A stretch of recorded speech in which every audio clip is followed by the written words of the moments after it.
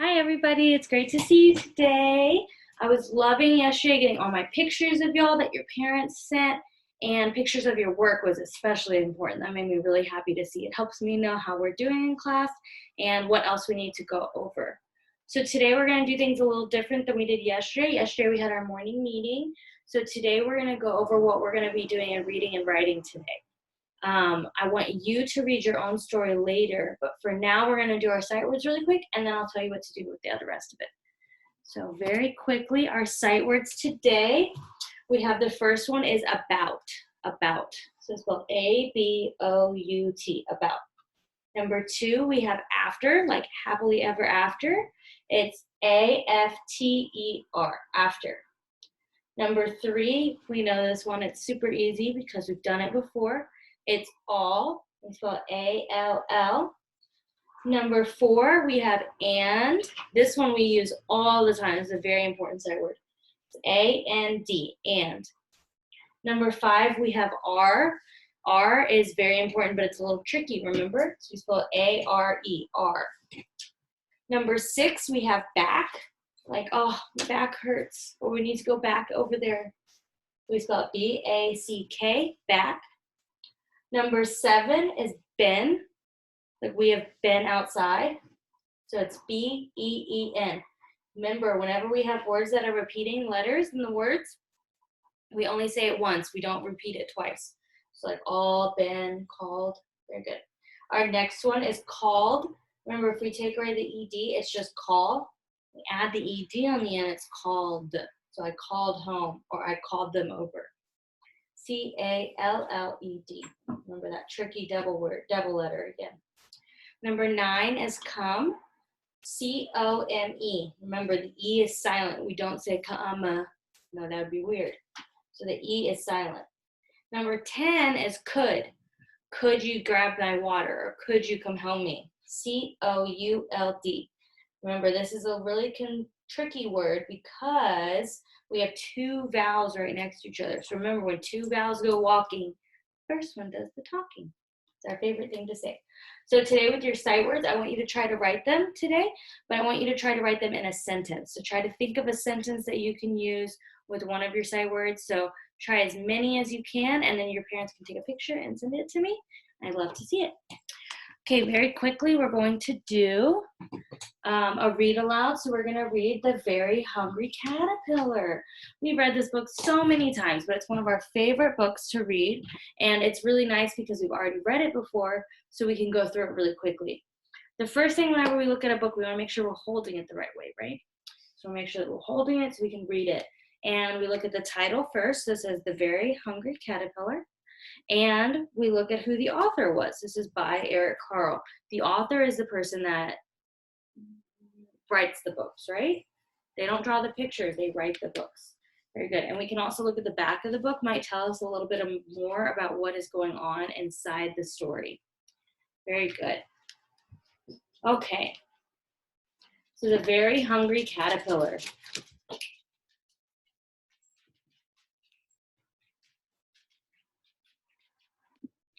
Okay, The Very Hungry Caterpillar.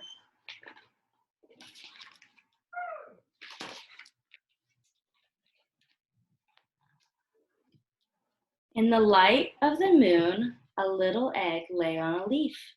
Can you see the egg? That's right here. We have an egg.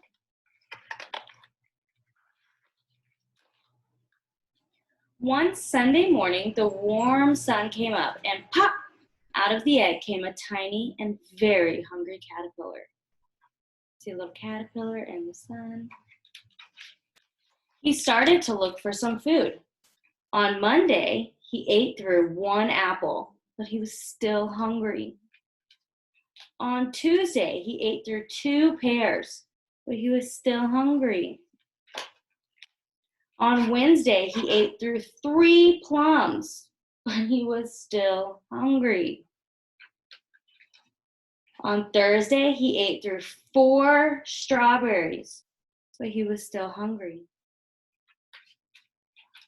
On Friday, he ate through 5 oranges, but he was still hungry. Oh my goodness, this is way too many. On Saturday, he ate through 1 piece of chocolate cake, 1 ice cream cone, 1 pickle, 1 slice of Swiss cheese, 1 slice of salami, 1 lollipop, 1 piece of cherry pie, 1 sausage, 1 cupcake, and 1 slice of watermelon. That night, he had a stomach ache. Do you see him down here? He looks really sad. He has a stomach ache.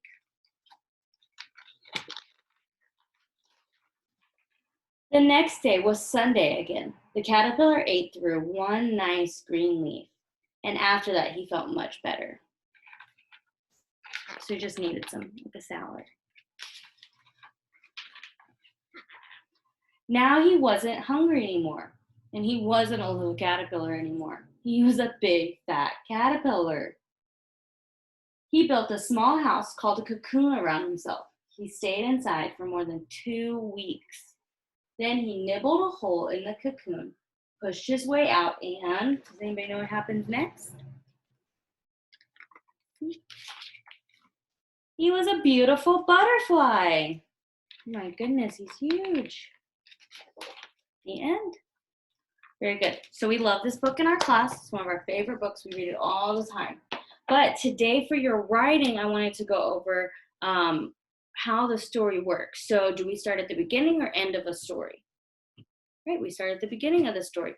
So whenever you're retelling a story, you tell it beginning, middle, and end. So you don't have to tell the whole thing over and over and over again. But you want to get the big ideas in each part to tell your parents again.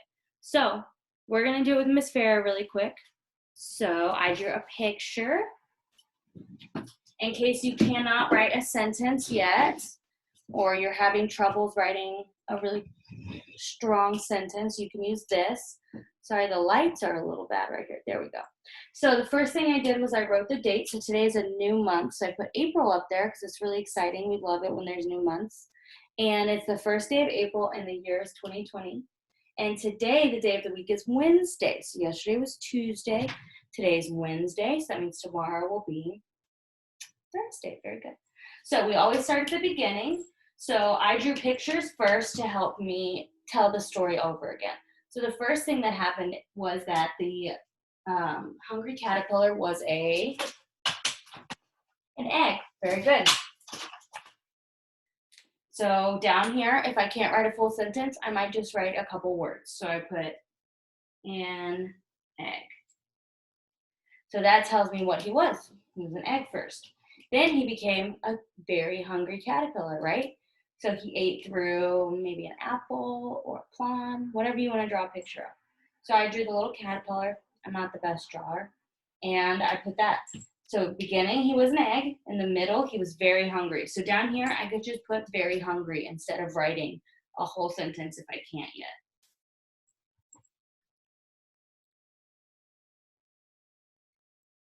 And if I don't know how to spell something, I can use the book to look back and find the same words that I want and then use those. Sorry, Lily wants to say hello to everybody. Say hello, Lily. Yes, say hello to the class. Hi, class. All right, go play. All right, and then at the end, what happened at the very end of the book? Right, he became a beautiful butterfly.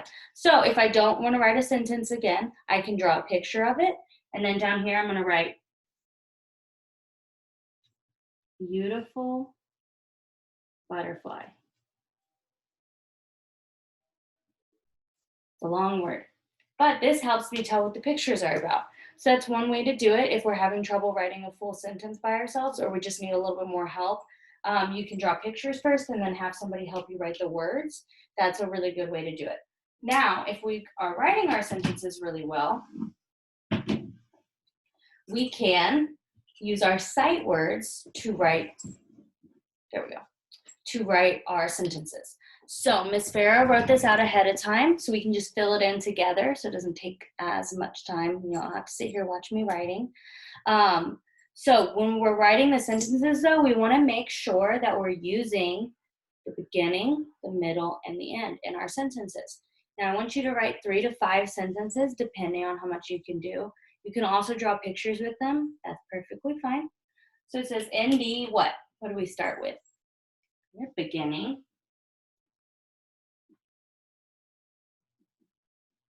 So in the beginning, he was, and what did we say he was in the beginning? An egg. Very good. He was an egg. And at the end of our sentence, we put a period. So that's our first sentence is done. Now we had a lot of sight words in this first sentence. So it should be very easy to write it out. And then if you need help with the harder words, just have the harder words be spelled out to you.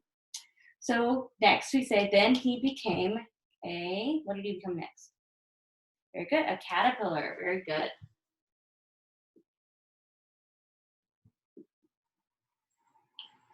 And I'm missing something at the end of my sentence. What should we put? Yeah, a period, very good. All right, in the, what comes after beginning? So we have beginning and then middle, very good. So in the middle, he ate, what did he eat? He ate food, right? So we could just put food. If you want, you can put a specific type of food or anything, but I'm gonna put food because he ate a lot of different kinds. So in the middle, he ate food because he was, what was he? Yeah, he was hungry, very good. And we have our period at the end already, very good. At the, so we have beginning, middle, and what do we need to finish? The end, right? So at the end, he turned into a, what did he become at the very, very end? Very good, a butterfly, right? And do we want to put a period, exclamation point, or question mark? So I'm going to put an exclamation mark because I'm excited about it. But if we want to put a question, would it make any sense because we're not asking a question? You could put a period also if you want. So today I want you at home to pick out a book. It can either be a book online on my Ion through the Clever app, or it could be a book that you have in your house. Any book is okay. I want you to read it with your parent or whoever's helping you with school right now at home. And I want you to tell them what the book is about afterwards. So, but you need to use it in the beginning, in the middle, and in the end. And then after that, you can either draw the pictures like Miss Farah did at the beginning. So you can draw the pictures like this, or you can write the sentences like this. It's up to you, either one. If you know how to write your sentences already, then I would like to see you do that because I want to see how much you know. But if you're having problems, pictures is perfectly fine. And then just go ahead and send Miss Farah lots of photos today so I can see what you're doing. Don't forget to practice your digraphs at home. So draw a picture of something that starts with, I think it was CH today. And then practice your sight words that we went over this morning. You can also do your math online today. So I want you to make sure that in the morning you're getting on Imagine Learning. You can press the robot so you can do your reading online. And then in the afternoon, I definitely want you to get online to practice your math. And you can do your math YouTube videos where you count to 100 or count by twos. It's up to you. I just want to make sure that we're staying on topic and doing all of our work while we're at home. So send me lots of photos today so I can see you because I miss everybody so much. And let me know if you need any help or have any questions. All right, I miss you and have a great rest of y'all's day. Bye.